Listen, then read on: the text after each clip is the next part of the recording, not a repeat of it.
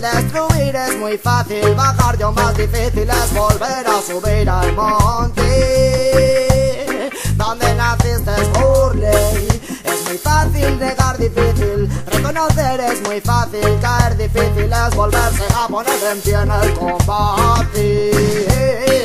No dejarse vencer, es muy fácil ser dócil y débil, mostrarse ingenuo, confuso y frágil ante aquel que quiere que cumpla sus planes desde las tinieblas, y resistirse bien difícil es. Muy fácil seguir el camino del mal, difícil darse cuenta y rectificar, es más fácil vivir ficción que realidad, y es difícil enfrentarse a la verdad. Por eso escúchame, yo no vine pa' matarte, solo pa' cantarte mi friend. Escúchame, yo no vine pa' apuntarte, solo pa' contarte que no se trata de religión, más bien se trata de amor propio, y no querrás acabar en un ataúd envidiando la vida de otro. Y recuerda que nacemos puros en lo más alto, pero poco a poco vamos bajando, vendiendo nuestro alma al diablo a cambio de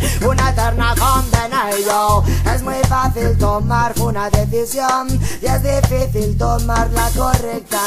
Es muy fácil pasar por una situación y difícil aprender de ella. Es muy fácil proponerse una meta y difícil que las cosas no se tuerzan. Resulta difícil cuando hablas por convicción, y muy fácil si es por experiencia. Entonces recuerda y rástate mía fuerza, sabiduría y paciencia, es divina ciencia, haciendo uso de tu conciencia. Aléjate de la bestia, entonces recuerda, rástate mía fuerza, sabiduría y paciencia, es divina ciencia, es divina ciencia.